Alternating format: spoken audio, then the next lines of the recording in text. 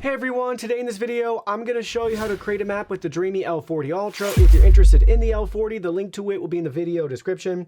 So first things first, we're in the Dreame home app right here. We need to go to our L40 Ultra and select the button that says go to the device. So we're going to select that. And since this has just been set up initially, you'll notice front and center, we have that beige button that's kind of flashing that says start fast mapping. That's how we create our first and initial map with the Dreame L40 Ultra. Right there, select start fast mapping and you'll be able to create a map. So in this case, we have a little guide right here walking us through the do's and don'ts, a little checklist. You can select OK, and then it's going to go out and it's going to start mapping.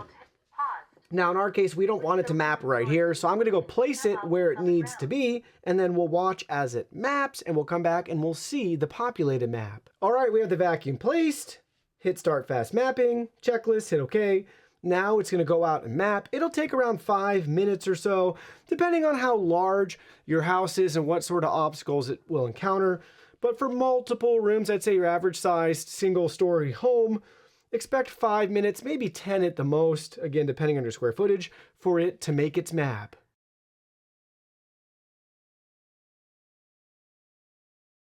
All right, our unit just returned to the station here. Took 6 minutes, and now our map is populated. So get a look here to get a better feel for that. 1, 2, 3, 4, 5, 6 rooms. So a minute a room. But there's our detailed map. Everything's exactly how it should be. Room 2 right here.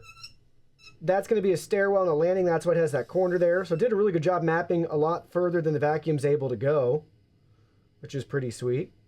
So yeah, there's a look at the map and how to create a map. Simple and straightforward. From here, you can use the icons on the right-hand side, and then you can change the map, right? So you can change what you want to view on the map display settings. And then we also have the map editing icon here.